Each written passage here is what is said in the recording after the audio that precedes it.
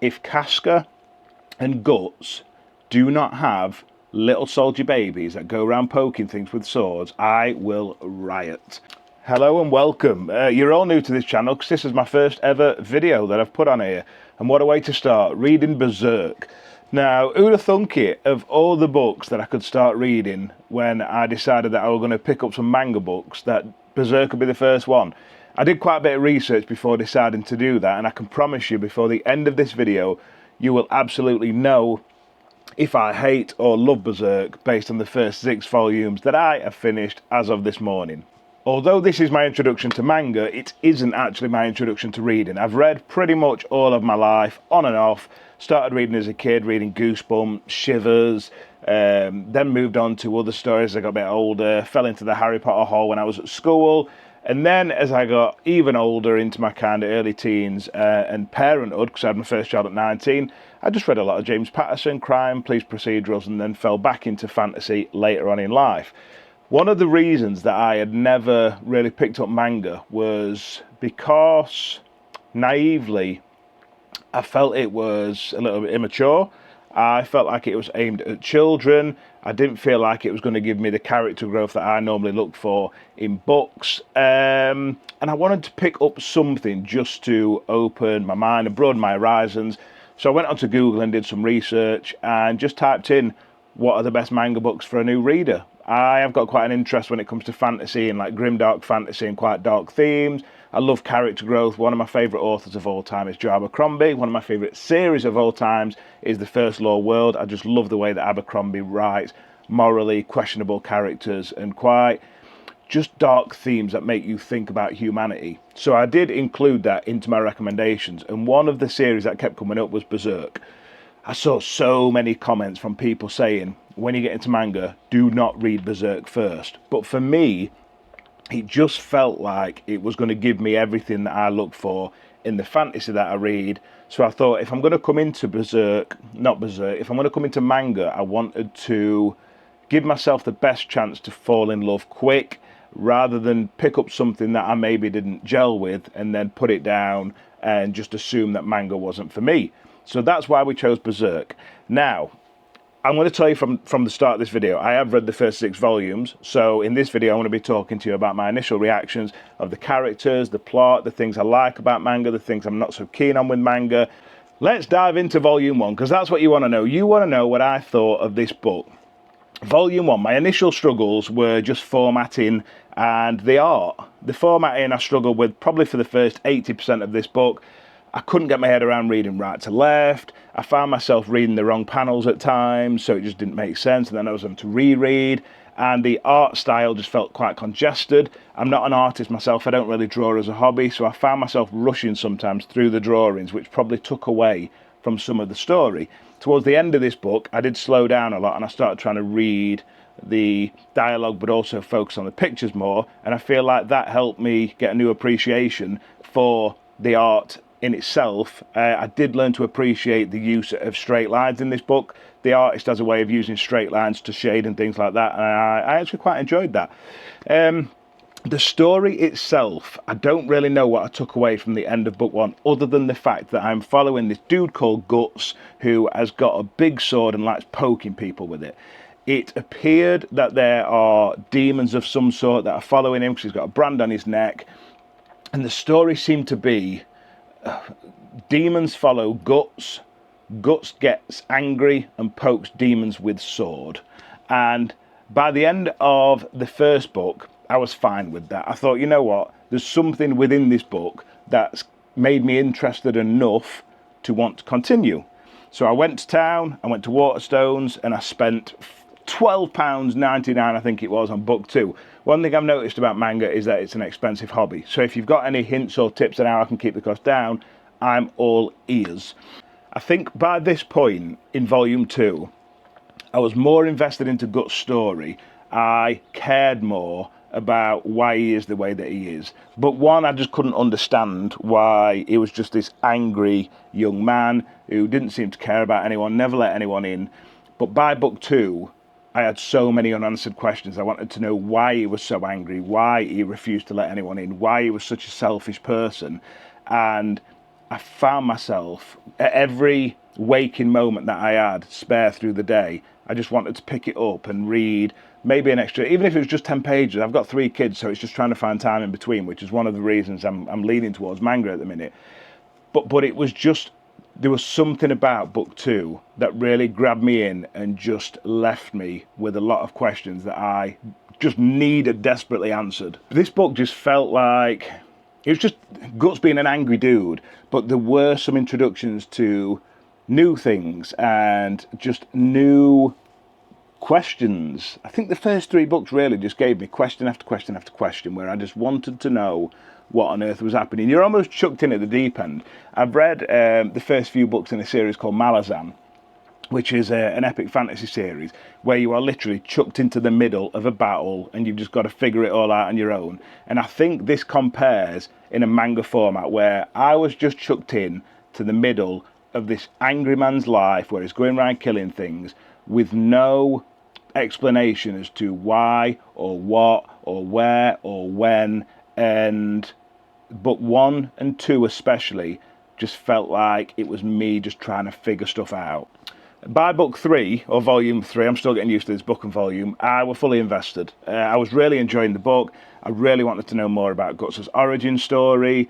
I had a new appreciation for the battle scenes. I was taking my time to really look at the scenes, see what was happening, just soak in the gore that comes with this book, because that is one thing I noticed by the end of volume 3, is that this book is dark, much darker than I expected it to be, actually. And we're going to come to dark in a minute when we get to volume 4, because that is crazy.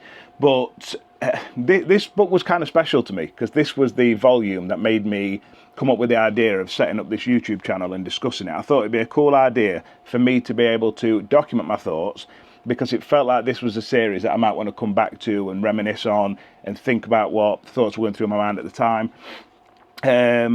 So yeah, big up book 3. So this got more into, I can't even say Guts' story, because it didn't. Right at the end of book 3 it did, but this got into other things that opened up new doors, that led to new questions for me.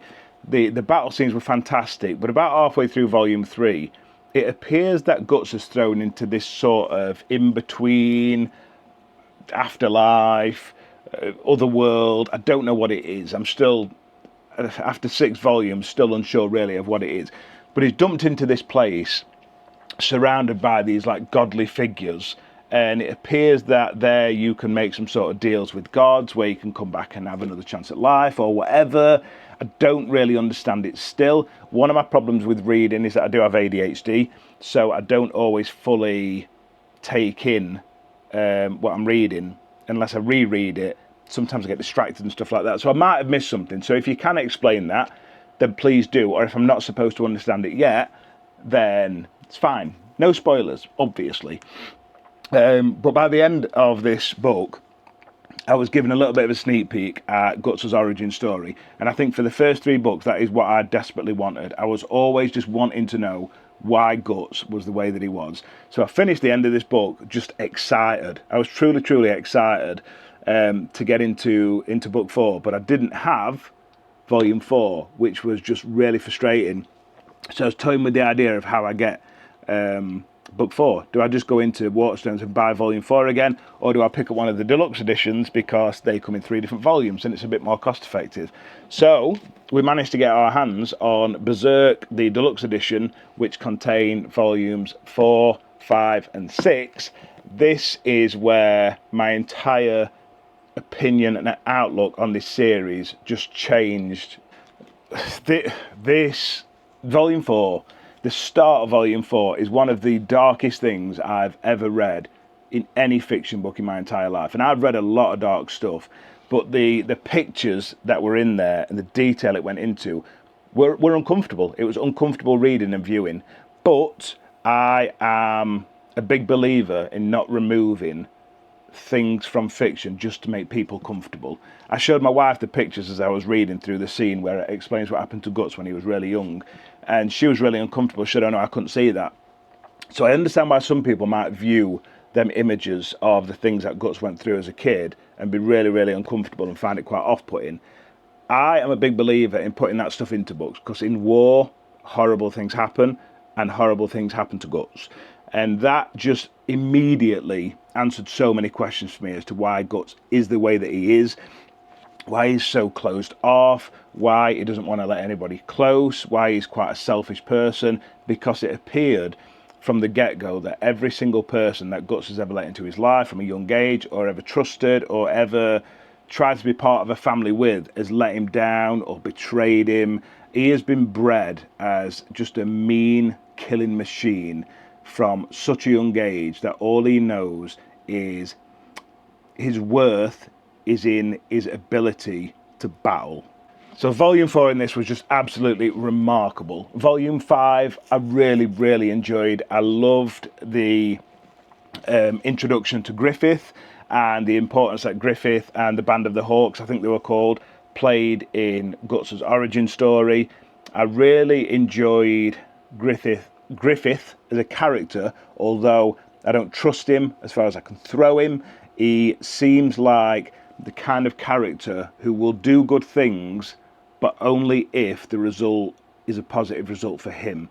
It seems like everything with him is strategic, and I think he manipulates pretty much everyone that is in his circle to get the end result that he desires, which appears to be leader of land. I think he's trying to get, I say I think, it specifically tells you that he's trying to get his own land and his own army to be able to, I guess, make political moves and get everything that he ever wants. He's just greedy warlord who will do anything to get just power. He's just a power-hungry man. But I did really enjoy just the political scheming and the power plays that he made. And I feel like Book 5, Volume 5, was the first volume where politics played a big part in it. And I was there for it. I really enjoyed Book 5. By the end of that book, I would say I went from really enjoying the series to being like a fan. It just made me happy that this was my introduction to manga. My main concern now is where do I go from here if this series continues to get better and better, because that's exactly what had happened up to Book 5. Every single volume just got better and better and better and better. The character growth just improved more and more and more. I learned more and more about Guts, and it just made me love him more and more and more. My only critique to volumes 4 and 5 was that I missed out on Puck. I feel like Puck was such a good character in volumes 1 to 3 because she gave the light to Guts' dark, and I missed that. And then on to volume 6, which is where I am up to so far. Again, I love the story. It kind of continued really with Griffith's story, and where he were pulling all his political power plays and stuff to try and get what he wants. But then right at the end of Book 6, something I didn't expect. You're introduced earlier on in the series to a character called Casca, who is part of Griffith's band that he has created. And Casca is very loyal to Griffith. She's trying to keep Guts at arm's length because she feels like Guts is quite a selfish person, like he's not good for the band. And I didn't dislike her, but I didn't kind of feel any way towards her. But then right at the end of that volume 6, you're introduced to Casca and her origin story, and I love her. Just the few kind of chapters that I got from Casca literally made me fall in love with that character. If Casca and Guts do not have little soldier babies that go around poking things with swords, I will riot. It was just remarkable. I am now at the end of volume 6, and all I can think about is how I can now get my hands on volume 7. And it's been a long time since I have been this obsessed with a series in any medium format. I'm so happy beyond words that I have finally bit the bullet and picked up a manga series. I'm happy to be proven wrong. I am happy that my idiotic, ignorant former self decided to pick up this format and just give it a go. Although I haven't got what I expected. I honestly expected, having started a new career, to just pick up a book that I could just read at night, because I've got lesser time now than I used to have to read books. I didn't expect to be this invested. I didn't expect there to be the character growth that there is. I didn't expect the themes that there are. I will honestly say now, as a fiction reader for 36 years, that I think manga has just as much of everything as your general fiction books, your epic fantasy books, your grimdark fantasy books, if not a little bit more, because I feel like you've got the extra influence of the images and things like that I suppose a lot of people struggle with. I really struggle when I'm reading fiction books and epic fantasy to picture scenes and things like that. I think for anyone that struggles with that, manga is just an unbelievable way to be able to add to a story. I'm so excited to continue this journey with you. Once I pick up volume 7, I'm just going to start reacting, live reactions, rather than sitting down this. I'm just going to do chapter by chapter reactions and record them all. This was just like a spur of the moment thing that I wanted to share with you. If you've got any advice on where to go after Berserk, please drop it in the comments. Let me know where I go next after this. But for the foreseeable, this will be my hyperfixation. If you also know anywhere that I can pick up books a bit cheaper and more affordably so I can get through these books quicker, then please let me know. But for now, I'm going to start trying to sell some of my epic fantasy books that I've finished, and then use that money that I sell unfiltered to buy new manga books. Hopefully you've enjoyed this. If you have, please do subscribe. I will be doing live reactions. I'll be doing chapter by chapter reactions for every single manga book that you recommend. If you've watched till this point, I love you the most. I will see you in the next one.